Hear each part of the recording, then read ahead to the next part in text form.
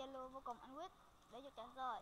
Trận 3 rồi sao? Tôi sẽ giữ EC 477 kêu. Tôi sẽ sang luôn.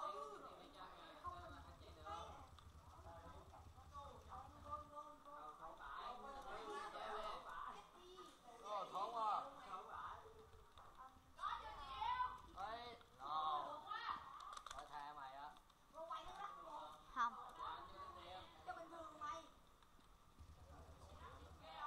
Cận chiến một anh rồi.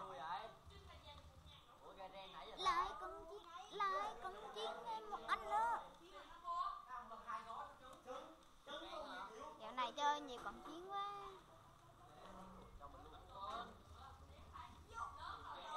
Sặc nít ơi. Xin cận chiến được không?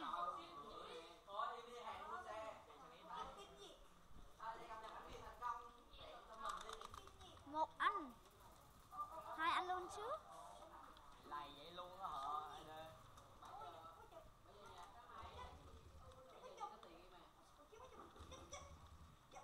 Trên cận chiến rồi.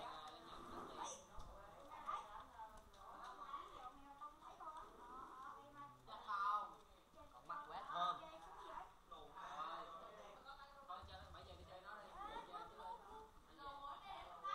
Chơi kèo ơi, đừng có nấp nữa, chơi kèo đừng có nấp nữa. Vô. Cân chiên, trời ơi.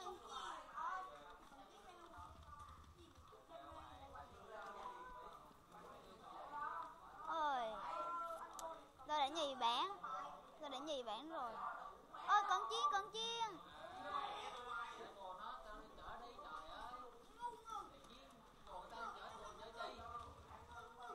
Cận chiến, trời ơi, cận chiến không được kìa.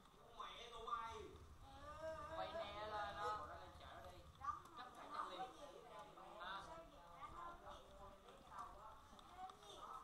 Ơi, xong, tôi đã 3 bản rồi. Ôi, nhảy về.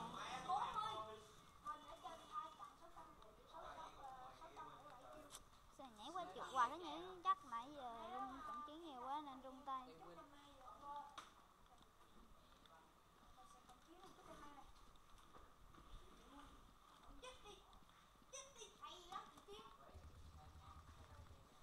Trời ơi sao quá nhiều thế.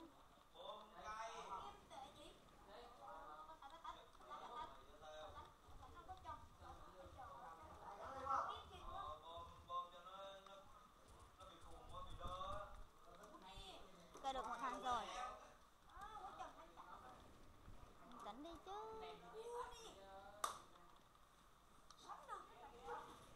Xem được kẹt tiện ơi chết.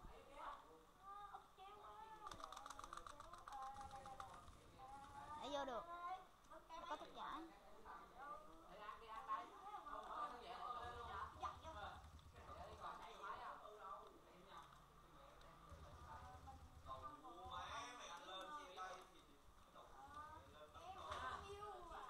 Cận chiến được một anh nữa rồi.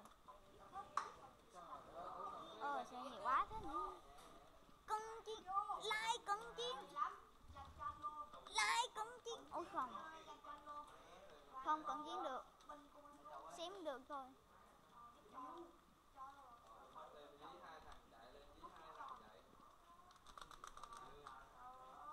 Chết kè không thoát được khỏi tay mà kè được mình sẽ bị cận chiến á.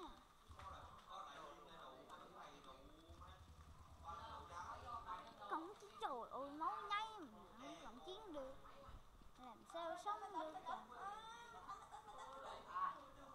Ôi lại mù. Chạy qua tên biết nè.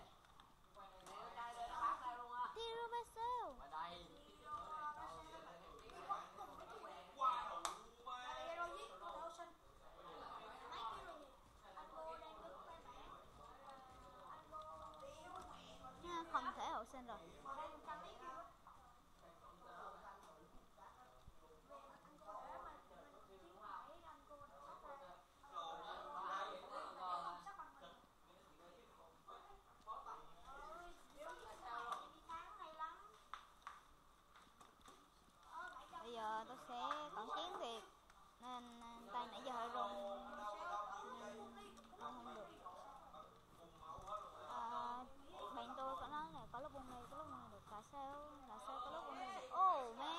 bấm số 1 rồi.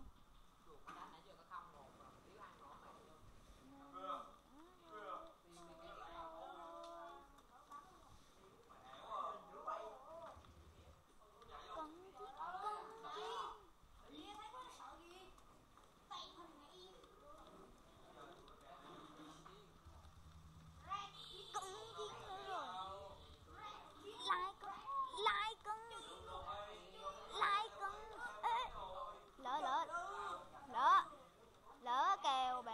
Lỡ kèo bạn mình rồi. Nè bạn mình cũng có thuốc giải độc chứ. Thuốc giải độc chứ.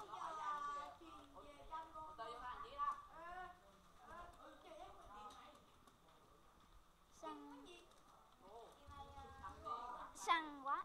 Săn. Chết trời ơi, ngu dữ vậy trời. Mấy em. Săn chưa?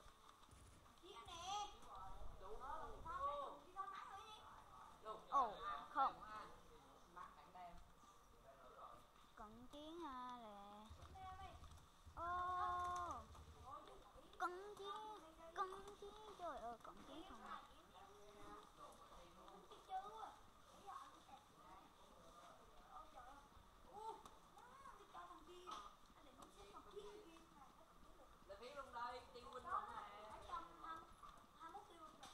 Tôi đã nhì bạn rồi.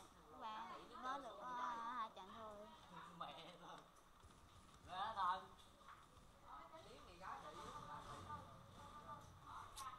Dạ thôi.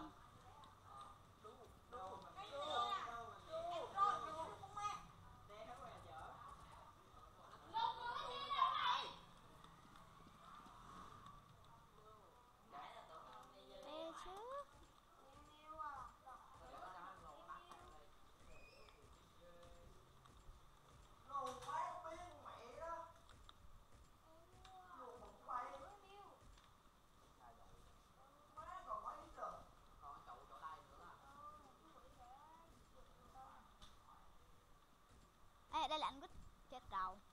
Tại không biết hero. Không biết hero biết sao. Mà âm thanh chắc tại dần video mà không biết đến nào. Ồ, nhảy lên đây rất khó đấy các bạn. Giờ thời này nó không có nhảy được nữa. Khó không? Oh man. Không thấy con quá nữa hết. Cưng chiến. Đâu ơi, không cưng chiến đâu. Cất qua đây, qua đây. Ngu nè. Anh mày đổ tên Hương ra là Ngu nè Tường à, để đây bắn tao. không? Cưng chiến rồi. Thằng nào ngu như mày vậy? Má không chồng cận chiến đi bạn ơi.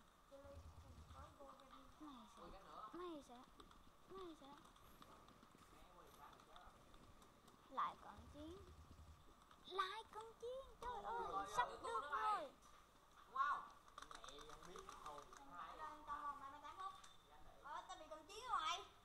Cái tội ra chơi. Tao quay. Có tay Ai nè. vậy giờ